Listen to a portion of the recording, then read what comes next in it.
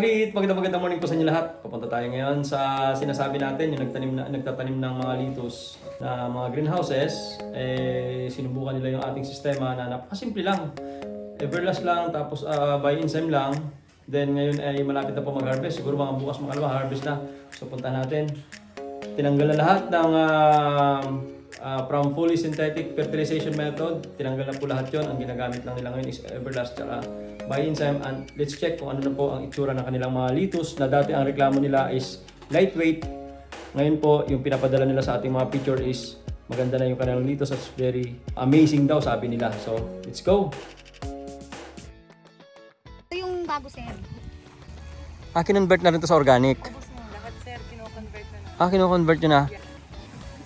How many days pa lang to? Wala pa siyang placard. Wala rin, sir. Okay. So, Ako pa lang, sir. So ito ate, nilagay mo dito yung Everlast natin. Okay, tapos nalagyan din ng by-enzyme, no? Yes. Okay. Okay. Wow! Mas maganda siya sa personal, parang kayo. No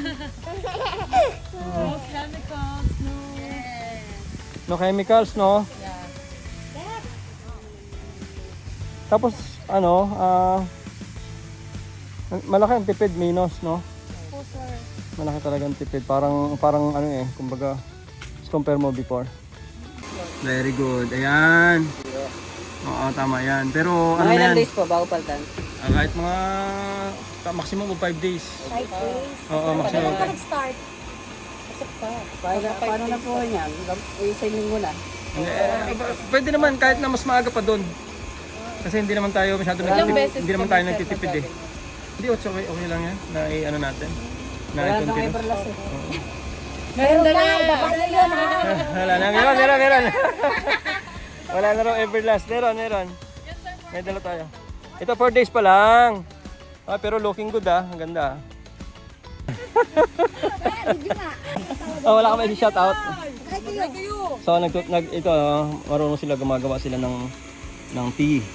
So na yung pinapadaan namin sa drip line. Yan, ang ginawa nila is nilagay sa cloth. Anong cloth yan? Parang katsa. Lagay ng arena. Tapos yung ibig sabihin yung dumadaloy sa drip line na pandilig may sustansya na ng Everlast. Pero aside from that, tinuruan na natin sila, gumawa sila ng sarili na nila para anytime pwede silang maglagay ng Everlast. Wala ba kayo shoutout mga girlfriend nyo? Kita! Bilis siyang lumaki, maganda.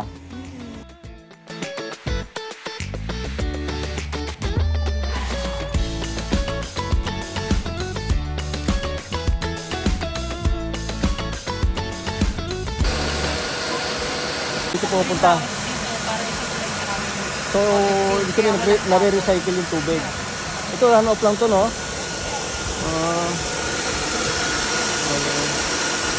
Pupunta ulit dyan. Ang galing. Hindi nasasayang.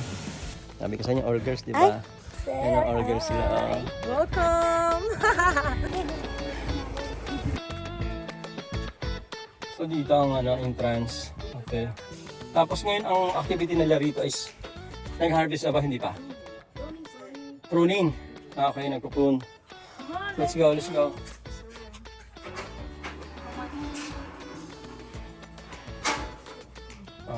Dip your feet and face.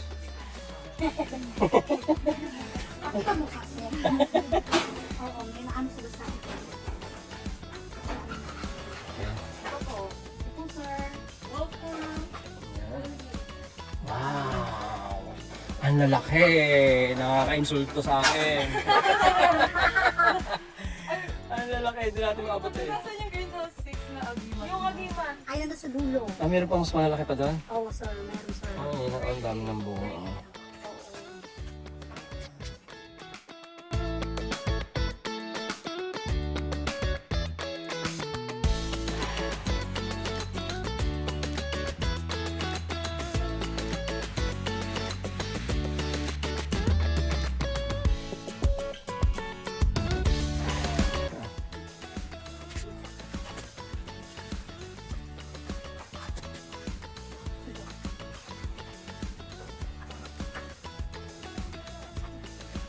Hello ate.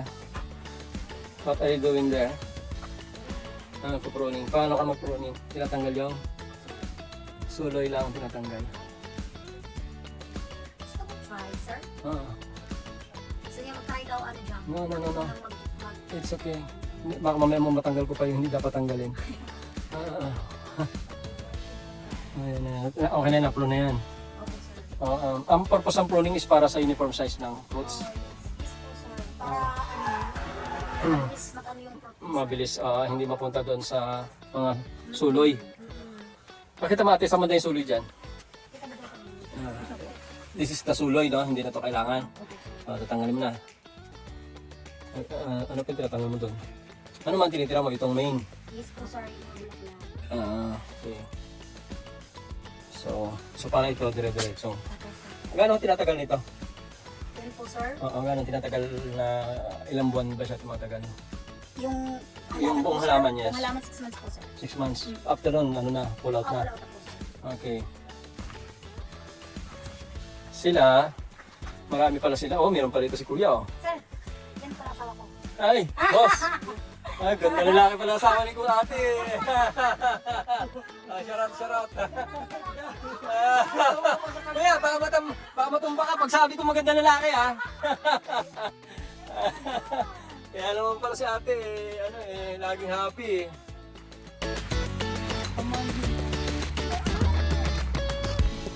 Okay lang, sanay ako. Mga nag-ano.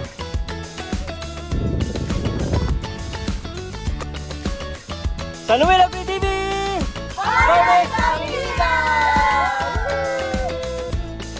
Para hindi uminit yung tubo. Insulator. Ito yung insulation niya. Ayan. May insulation, nasira na lang.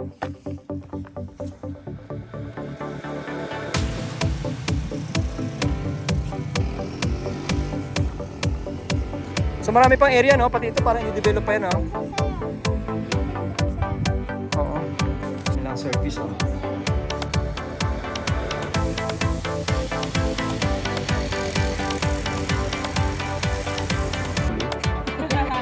Wag. And then dito, napakalamig. Nilalabas mo na ako. Meron na kanilang conference table, oh. Red. Very nice! Very nice. Normal for Tama niya, it is organic, so highly recommended talaga ito sa mga nagda-diet. So yun, maraming salamat po. Pinigyan pa tayo ng gulay pa uwi. At updating lang po tayo rito sa ating demo trial ng tungkol po dito sa natural fertilization method dito sa mga greenhouses. At pag naging successful po ito, gagayahin din po ito ng iba. At mas matipid, mas healthy ang mga gulay na maipoproduce dito. So maraming salamat din po sa may-ari ng farm at sa lahat ng mga tao dito. Napakababait, napakasasaya. At looking forward na dire-diretso po na makakapag-update tayo dito. Thank you very much po sa lahat ng manonood. Paki-share nyo po at saka paki-like nyo po yung ating video. Thank you po.